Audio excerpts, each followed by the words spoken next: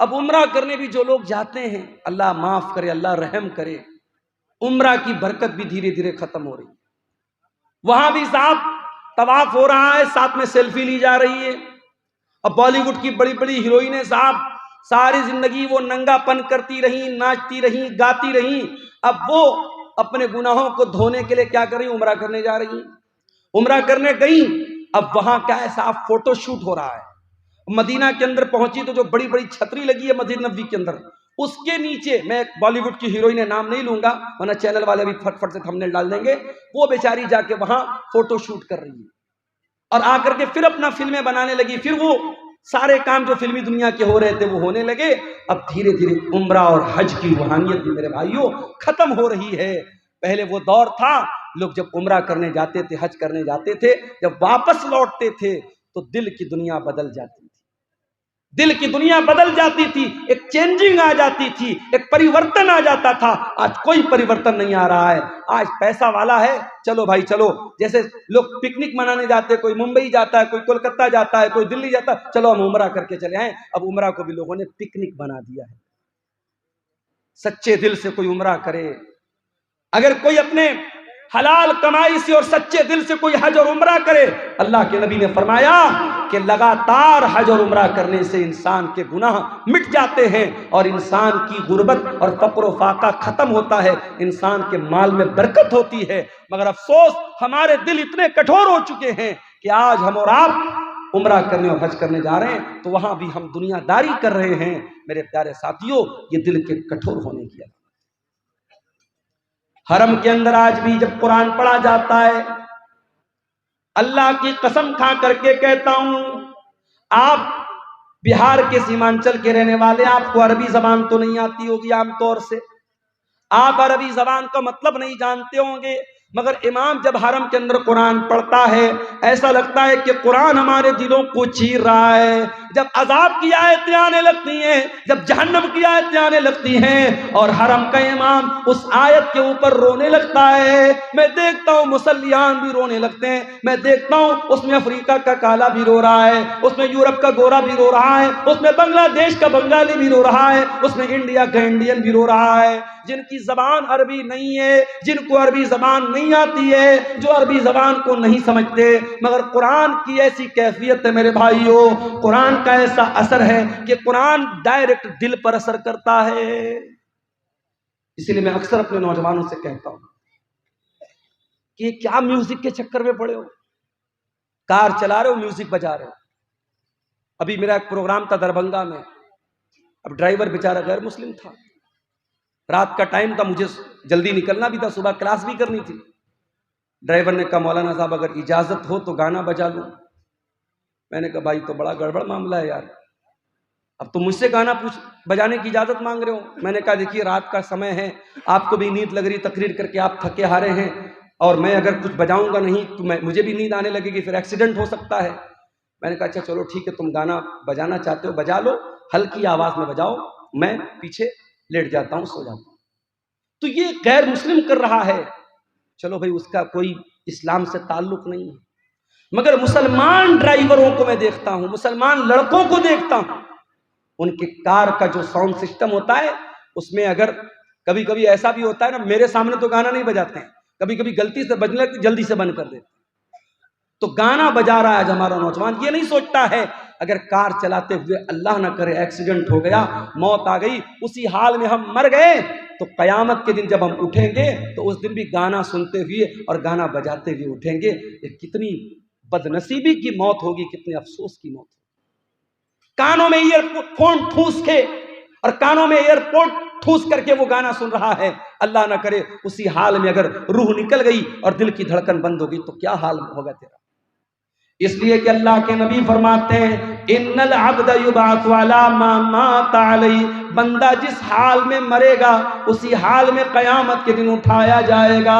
جو قرآن پڑھتے ہوئے مرے گا وہ قرآن پڑھتے ہوئے اٹھایا جائے گا، جو گانا سنتے ہوئے مرے گا وہ گانا سنتے ہوئے اٹھایا جائے گا، جو گندی ویڈیو دیکھتے ہوئے مرے گا وہ گندی ویڈیو دیکھتے ہوئے اٹھے گا، جو زنا کرتے ہوئے مرے گا وہ زنا کرتے ہوئے اٹھے گا، جو شراب پیتے ہوئے مرے گا وہ شراب پیتے ہوئے اٹھے گا، جو حلال حلال کام کرتے ہوئے مرے گا، وہ حلال کام کرتے ہوئے اٹھے گا۔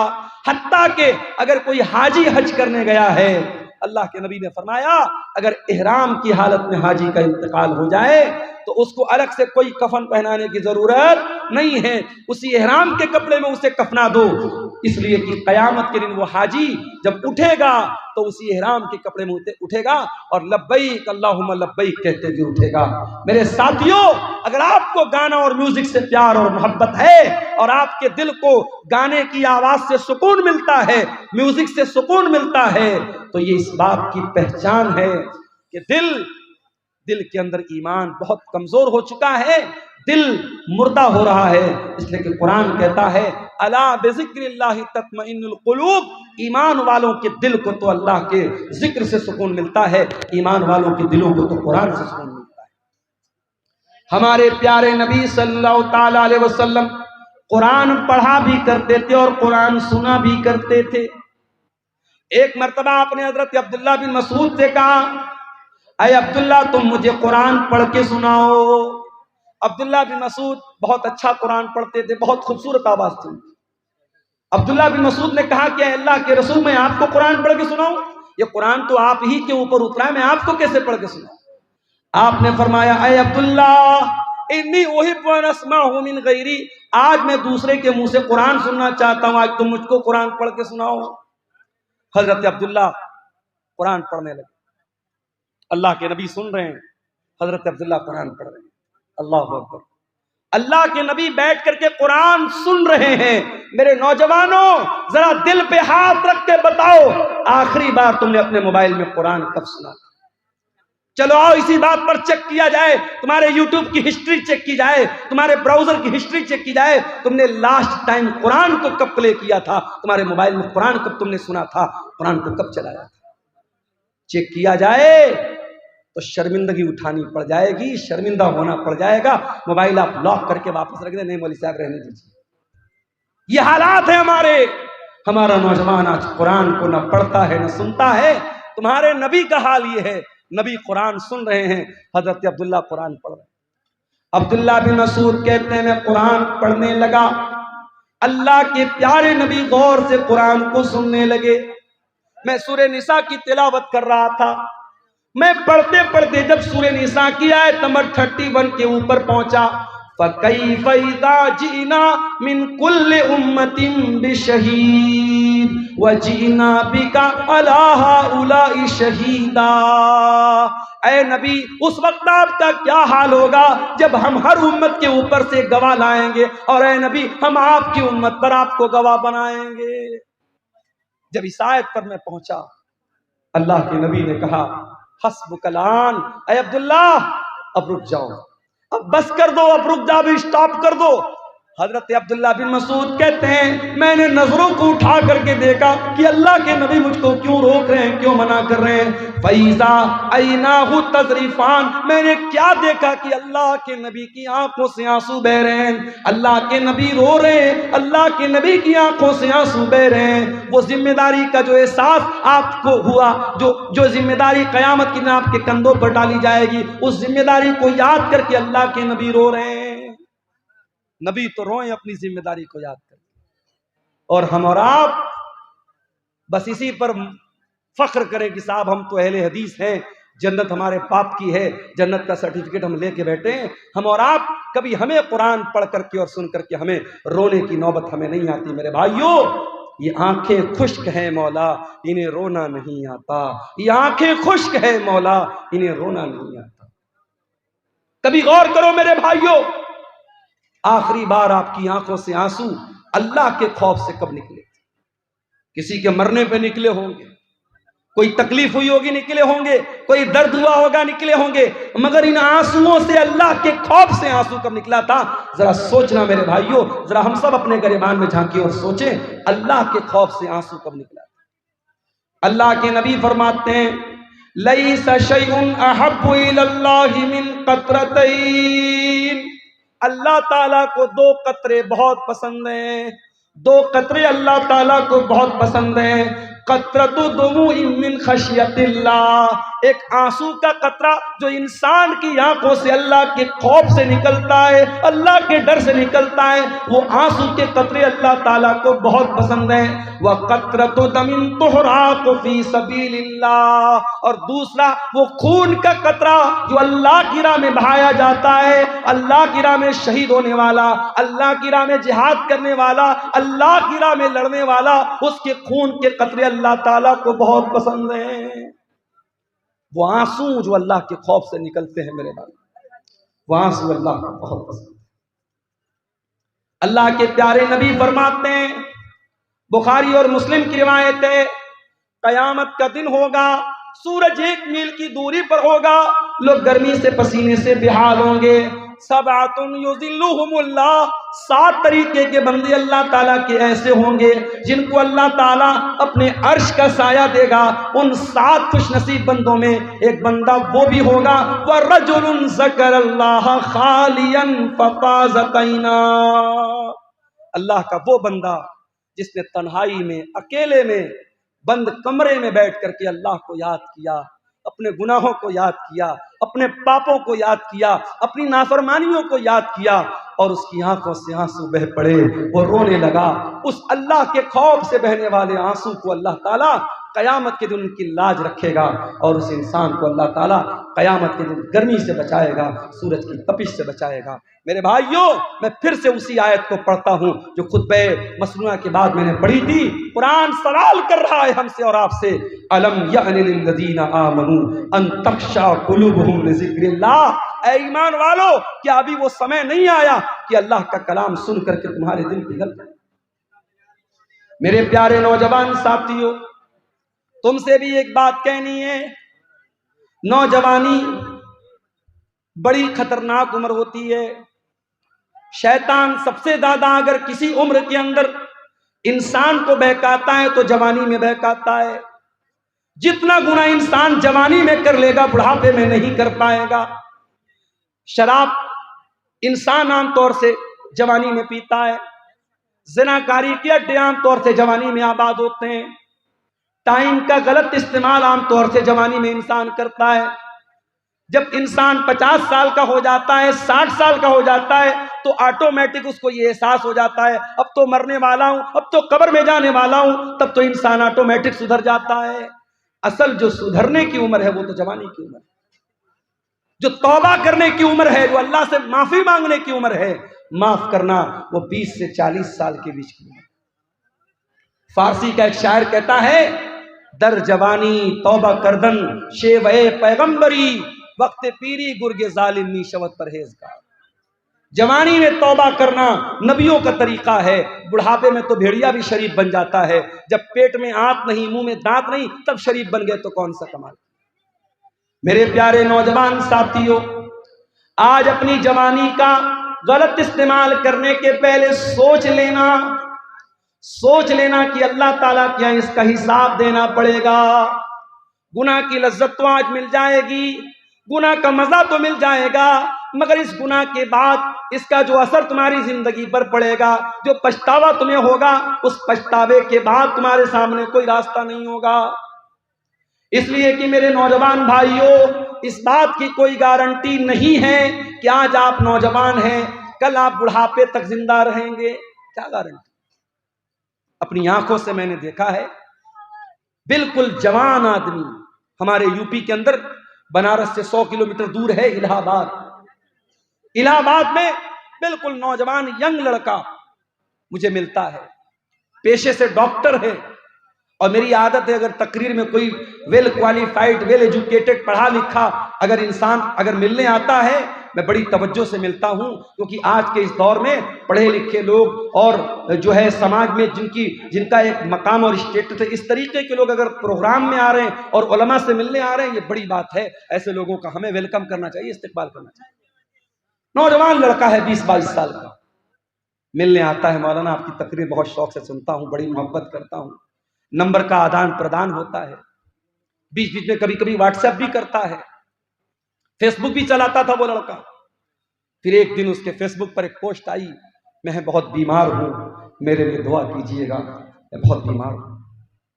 اس کے بعد اس پوسٹ کے ڈالنے کے بعد تقریباً 1-2 ہفتے کے بعد خبر آتی ہے کہ ڈاکٹر فلاں صاحب جو الہ آباد کے رہنے والے ہیں بلڈ کینسر ہو گیا، انتقال ہو گیا۔ 1 سال پہلے جب وہ لڑکا ملا تھا مجھے، اس کی باڈی کو دیکھ کر کے میں سوچ بھی نہیں سکتا تھا کہ 1 سال بعد اس کے مرنے کی خبر آئے۔ ہم نہیں جانتے میرے بھائیوں ہماری موت کا کیا بہانہ بنے گا۔ ہمارے اتر پردیش ہی کے ایک نوجوان عالم دین تھے مولانا عبد الرحمن سلفی، ممبئی کے اندر ایک مسجد میں امامت کراتے تھے۔ کئی پروگراموں میں ہم لوگوں نے ساتھ میں پروگرام کیا، بنگال میں اور اسی طریقے سے ممبئی میں، اور 1 سال رمضان میں تفسیر کا بیان کرنے کے لیے کرنول شہر میں آندھرا پردیش میں نے بات کر کے ان کو وہاں پہ اپوائنٹ کیا تھا۔ وہاں پر بھی وہ گئے تھے، بڑی محبت کرتے تھے مجھ سے، میں بھی محبت کرتا تھا ان سے۔ ایک پروگرام میں ممبئی سے پونا جاتے ہیں اور پونا کا پروگرام کر کے چونکہ مسجد کی امامت کہتے دنیا کی سب سے ٹف ڈیوٹی ہوتی ہے مسجد کی امامت۔ دنیا کی اور ڈیوٹی میں 8 گھنٹہ ڈیوٹی کرنا ہے، 10 گھنٹہ ڈیوٹی کرنا ہے، 12 گھنٹہ ڈیوٹی کرنا ہے، مگر مسجد کے امام کو 24 گھنٹے ڈیوٹی کرنا ہے۔ فجر کی نماز میں سارا محلہ نہ آئے کوئی مسئلہ نہیں ہے، مولوی صاحب کیوں نہیں آئے، مولوی صاحب کیوں نہیں آئے؟ مولوی صاحب شادی شدہ ہیں، بیوی کے ساتھ رہتے ہیں، ہو سکتا ہے ناپاک ہوئے ہوں، طبیعت ٹھیک نہ رہی ہو، رات میں نہانے کا موقع نہ ملا ہو، پانی گرم کرنے کا موقع نہ ملا ہو، کوئی بھی وجہ رہی ہو، نہیں صاحب امام صاحب کی تنخواہ کاٹی جائے گی، فجر کی نماز میں کیوں نہیں آئے؟ یہ آج کیا ہو رہا ہے؟ میں سمجھ رہا ہوں بارش کا موسم ہے، دھیرے دھیرے یہاں بارش کی بوندیں ہمارے یوٹیوبر حضرات کے موبائلوں پر بھی چو رہی ہے۔ بہت لمبا ٹائم نہیں لوں گا آپ سے، کچھ دیر اور صبر کر لیجئے، قرآن و حدیث کی باتیں ہیں، انشاءاللہ فائدہ ہوگا۔ میرے بھائیوں آج سب سے ٹف ڈیوٹی اگر کسی کی ہے تو امام کی ڈیوٹی۔ مولانا عبد الرحمن سلفی بالکل ینگ ایج کے 2 چھوٹے چھوٹے بچوں کے باپ ہیں، میں ان کے گاؤں میں بھی گیا ہوں، اتر پردیش میں سدھارتھ نگر میں ان کا گاؤں ہے۔ پونا میں پروگرام ہوا، رات ہی میں ان کو ممبئی واپس آنا ہے کیونکہ فجر کی نماز بھی ان کو پڑھانا ہے۔ وہاں ممبئی اور پونا کے بیچ میں ٹیکسی چلتی ہے اور بڑی اسپیڈ میں وہ ٹیکسی والے چلاتے ہیں کیونکہ ان کو رات میں جلدی جلدی ممبئی سے پونا، پونا سے ممبئی کرنا رہتا ہے، زیادہ پیسہ کمانا رہتا ہے۔ ڈرائیور نے بے حساب گاڑی چلائی، بڑی اسپیڈ میں گاڑی چل رہی تھی، 100-150 کی اسپیڈ میں گاڑی چل رہی تھی۔ ایک جگہ راستے میں جو ڈیوائیڈر ہوتا ہے اس ڈیوائیڈر میں لے جا کے ڈرائیور نے پوری اسپیڈ میں گاڑی ٹھوک دی، گاڑی کے اندر 10 لوگوں میں سے 7 لوگ آن دا اسپاٹ انتقال کر گئے۔ مولانا عبد الرحمن سلفی اللہ رحمت مغفرت فرمائے، آن دا اسپاٹ ان کا انتقال ہو گیا، پورا سر پچک گیا اور بڑی مظلومانہ طریقے سے ان کی موت ہو گئی۔ کیا وہ پونا جانے کے پہلے انہوں نے سوچا تھا کہ میرے ساتھ ایسا ہو جائے؟ ہم نہیں جانتے میرے بھائی کون سا ایکسیڈنٹ، کون سی بیماری، کون سا بہانہ ہماری زندگی کی سانسوں کی ڈور کو ختم کر دے گا، ہمارا دل دھڑکنا بند ہو جائے گا۔ میرے بھائیوں زندگی کا ناجائز استعمال مت کرو، جوانی کی ان گھڑیوں کا مس یوز مت کرو۔ اس جوانی میں غلط کام کر کے اگر اللہ کے چلے گئے بغیر توبہ کیے تو پچھتانا پڑے گا میرے بھائی۔ ان تقول نفس یا حسرتا علی ما فرطت فی جنب اللہ، اے میرے بندو اللہ سے توبہ کر لو، معافی مانگ لو، سدھر جاؤ، اس کے پہلے کہ قیامت کے دن تم کو کہنا پڑے کہ ہائے ہماری بربادی، کاش میں نے یہ لاپرواہی نہ کی ہوتی، وَإِن كُنتُ لَمِنَ السَّاخِرِينَ، کاش میں نے اللہ کے دین کا مذاق نہ اڑایا ہوتا، کاش میں بھی دین پر چلتا، میں اللہ کے راستے پر چلتا۔ میرے بھائیوں کبھی برف بیچنے والے کو آپ نے دیکھا ہوگا، برف بیچنے والا جتنا جلدی پاسبل ہو برف بیچ کے نکل جانا چاہتا ہے کیونکہ جتنی تیزی سے اس کی برف پگھلے گی اس کا پیسہ برباد ہو جائے گا۔ ایک آدمی مارکیٹ میں برف بیچ رہا تھا، صبح سے دوپہر ہو گئی، تھوڑی سی اس کی برف بکی تھی اور بڑی تیزی سے دن گزر رہا ہے اور برف اس کی پگھلتی چلی جا رہی ہے۔ ایک آدمی نے دیکھا کہ وہ برف بیچنے والا جب دوپہر ہو گئی اور برف نہیں بک رہی ہے تو وہ چلانے لگا اور کہنے لگا کہ اے لوگو، اس کے پہلے کہ میرا کیپٹل ختم ہو جائے، میری پونجی ختم ہو جائے، میرا سرمایہ ختم ہو جائے، میری برف کو خرید لو، میرا برف خرید لو، اس سے پہلے کہ میں لٹ جاؤں، میں برباد ہو جاؤں۔ وہ آدمی کہتا ہے اس برف بیچنے والے کو جب میں نے دیکھا تب مجھے قرآن کی اس آیت کا مطلب سمجھ میں آیا، والعصر ان الانسان لفی خسر، قسم ہے زمانے کی، بے شک انسان بہت بڑے گھاٹے میں ہے۔ جو انسان اپنے ٹائم کی قدر نہ کرے، اپنے سمے کی قدر نہ کرے، اپنی جوانی کی قدر نہ کرے، اپنے ٹائم کا صحیح استعمال نہ کرے، اس سے بڑا خسارے میں اور اس سے بڑا نقصان اٹھانے والا میرے بھائیوں کوئی نہیں ہے۔ آج ہمارے نوجوان ساتھیوں کو اس پر بھی غور کرنے کی ضرورت ہے کہ آپ اپنی جوانی کو کہاں گزاریں۔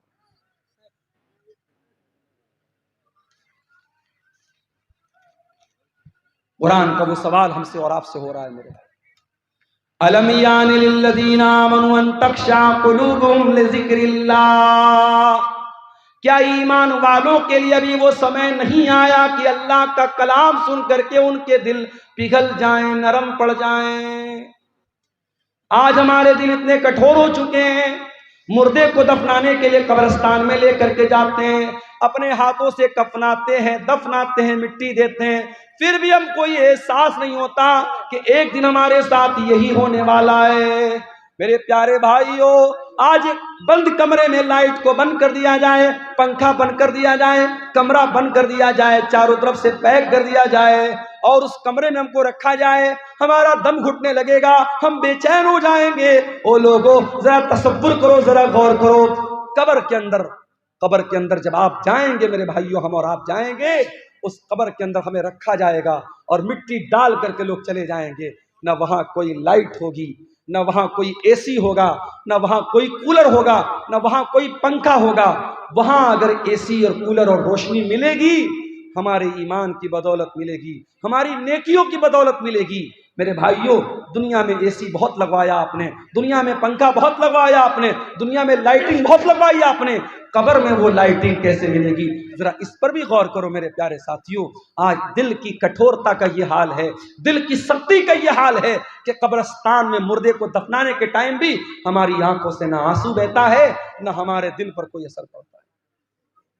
اللہ کے پیارے نبی ایک انصاری صحابی کے جنازے میں جاتے ہیں، جنازے کو قبر میں اتارا جا رہا ہے، لاش کو قبر میں اتارا جا رہا ہے، اور اللہ کے پیارے نبی قبر کی ایک سائیڈ میں بیٹھے ہوئے ہیں اور آپ کے آس پاس صحابہ بھی بیٹھے ہوئے ہیں۔ اچانک اللہ کے نبی نے قبر کی طرف دیکھا اور قبر میں ہونے والا جو عذاب ہے، قبر میں ہونے والے جو حالات ہیں، ان کے بارے میں سوچ کر کے اللہ کے نبی رونے لگے، اتنا روئے، حدیث کے الفاظ حتی بل الثری، آپ کے آنسوؤں سے اس جگہ کی زمین بھیگ گئی، وہاں کی مٹی بھیگ گئی، اور آپ نے اس قبر کی طرف اشارہ کر کے فرمایا لمثل ھذا فاعدوا یا اخوانی، اے میرے صحابہ اس قبر کی تیاری کرو، یہاں تم کو جانا ہے، اس قبر میں تم کو جانا ہے، یہاں تم کو حساب دینا ہے، تیاری کرنا ہے تو اس قبر کی تیاری کرو۔ میرے پیارے ساتھیوں، آج حالات یہ ہیں، میں آپ کے کٹیہار کا حال نہیں جانتا، میں آپ کے پورنیہ ارریہ کا حال نہیں جانتا، مگر بنارس کے قبرستانوں میں نے دیکھا کہ بہت سارے نوجوان قبرستان پہ بیٹھ کر جوا کھیلتے ہیں، بہت سارے نوجوان قبرستان پہ بیٹھ کے شراب پیتے ہیں، بہت سارے نوجوان موبائل پر گندی ویڈیو دیکھتے ہیں۔ یعنی جہاں ہمارے مردے دفن ہیں، جہاں اپنے اپنے عمل کے حساب سے قبر میں ان کے ساتھ معاملہ ہو رہا ہے، اس قبرستان میں بیٹھ کر کے بھی آج انسان اللہ کو یاد نہیں کرتا ہے، موت کو یاد نہیں کرتا ہے۔ الم یعن للذین آمنوا ان تخشع قلوبهم لذکر اللہ، اے ایمان والو کیا ابھی وہ سمے نہیں آیا کہ اللہ کا کلام سن کر کے تمہارے دل پگھل جائیں؟ عثمان غنی کو دیکھو میرے پیارے ساتھیوں، کیا ہوا؟ تھوڑا دھیرے دھیرے بات کریں۔ عثمان غنی کون ہے؟ نبی کے داماد ہیں، نبی کے دوہرے داماد ہیں، نبی کی 2 بیٹیاں ان کے نکاح میں آئی ہیں۔ عثمان غنی وہ عثمان ہے، ہر موقع پر اللہ کے دین کے لیے، مسجد کے لیے، نبی کے مدرسے کے لیے، نبی کے صحابہ کو پانی پلانے کے لیے، اسلام کی راہ میں لٹانے کے لیے عثمان غنی اپنی دولت کا منہ کھول دیتے ہیں۔ عثمان غنی نے کبھی اپنے قدم کو پیچھے نہیں رکھا، وہ عثمان غنی جن کا نام لے کر کے نبی نے کہا تھا ما ذر عثمان ما عمل بعد اليوم قط، عثمان نے اتنا اللہ کی راہ میں دے دیا ہے، عثمان کا کوئی گناہ بھی اس کا کچھ بگاڑ نہیں سکتا ہے۔ وہ عثمان غنی جب قبرستان سے گزرتے تھے زار و قطار رونے لگتے تھے۔ کسی نے پوچھا کہ اے عثمان کیا بات ہے، جنت کی بات آتی ہے تو آپ نہیں روتے ہیں، جہنم کی بات آتی ہے تو آپ نہیں روتے ہیں، قبرستان کو دیکھ کر کے کیوں رونے لگتے ہیں؟ عثمان غنی کہتے ہیں او لوگو، میں نے اپنے پیارے نبی کو یہ فرماتے ہوئے سنا ہے ان القبر اول منزل من منازل الاخرہ، یہ قبر آخرت کی پہلی سیڑھی ہے، قبر آخرت کی پہلی منزل ہے، جس نے اس منزل کو پار کر لیا اس کے لیے آگے کی منزل آسان ہے۔ اے لوگو، جب میں قبر کو دیکھتا ہوں مجھے اپنی آخرت یاد آ جاتی ہے اور میں اپنی آنسوؤں پر کنٹرول نہیں کر پاتا ہوں۔ آج ہمیں اور آپ کو کیا قبرستان پہ جا کے موت یاد آتی ہے؟ نہیں یاد آتی۔ آج تو قبرستان اور قبر پر بھی آج میلہ لگتا ہے۔ آپ کو یقین نہ آئے ممبئی کی حاجی علی کی درگاہ پہ جا کے آپ دیکھ لیں، یقین نہ آئے لکھنؤ کی دیوا کی درگاہ پہ آپ جا کے دیکھ لیں، یقین نہ آئے امبیڈکر نگر بسکھاری میں کچھوچا کی درگاہ پہ آپ جا کے دیکھ لیں، یقین نہ آئے اجمیر میں خواجہ معین الدین چشتی اجمیری کی درگاہ پہ جا کے دیکھ لیں، وہاں آپ کو لڑکیاں بھی نظر آئیں گی، لڑکے بھی نظر آئیں گے، شرک بھی ہو رہا ہے، نظروں کا گناہ بھی ہو رہا ہے، بدچلنی اور بے حیائی بھی ہو رہی ہے۔ آج قبر پہ جا کے موت کس کو یاد آتی ہے؟ میرے پیارے ساتھیوں، قرآن کا سوال برقرار ہے، الم یان للذین آمنوا ان تخشع قلوبہم لذکر اللہ، اے ایمان والو کیا ابھی وہ سمے نہیں آیا کہ اللہ کا کلام سن کر کے تمہارے دل پگھل جائے؟ آج ہماری راتیں گناہوں میں گزرتی ہیں۔ ہمارے نبی راتوں کو رویا کرتے تھے، تہجد کی نماز میں آپ روتے تھے، اور ایک دن آپ تہجد کی نماز کے لیے اٹھتے ہیں اور فجر کی اذان تک آپ روتے رہتے ہیں، اور جب حضرت بلال آ کر کے پوچھتے ہیں اے اللہ کے نبی آپ اتنا کیوں روتے ہیں، تو اللہ کے نبی کہتے ہیں کہ اے بلال آج کی رات میرے اوپر قرآن کی ایسی آیت اتری ہے کہ اس آیت پر جو غور کرے اور جو اس آیت کو پڑھے اور غور نہ کرے اس کے لیے بربادی ہے۔ کون سی آیت تھی؟ سورہ آل عمران کی آیت تھی، ان فی خلق السماوات والارض واختلاف اللیل والنہار لآیات لأولی الالباب، بے شک ان لوگوں زمین و آسمان کی تخلیق کے اندر اور رات اور دن کے آنے جانے کے اندر غور کرنے والوں کے لیے، عقل مند لوگوں کے لیے نشانیاں ہیں۔ ان تمام کائنات کے اندر جو غور کرتا ہے وہ عقل مند ہے، اور اس عقل مند انسان کی پہچان کیا ہے؟ وہ اللہ کو یاد کرتا ہے، وہ اٹھتے بیٹھتے لیٹتے جاگتے اللہ کو یاد کرتا ہے۔ بارش تیز ہو رہی ہے میرے خیال سے، یہ ایک صاحب نے کچھ سوالات کیے ہیں، ان کو دیکھ لیتے ہیں۔ اولاد کو جائیداد سے محروم کرنا کیسا ہے؟ گناہ ہے، بہت بڑا گناہ ہے۔ اولاد جتنی بھی نافرمان ہو، اولاد کو ماں باپ کو یہ ادھیکار نہیں ہے کہ اس کو جائیداد سے آپ کریں، محروم کریں۔ میں اسی کٹیہار کے علاقے میں بیان کر چکا ہوں کہ بہت سارے ایسے کیس بھی دیکھنے کو ملے ہیں کہ باپ کی وجہ سے بیٹے کی آنکھ میں آنسو، باپ ایک بیٹے کو اپنی ساری زمین و جائیداد دے رہا ہے اور دوسرے بیٹے کو محروم کر رہا ہے۔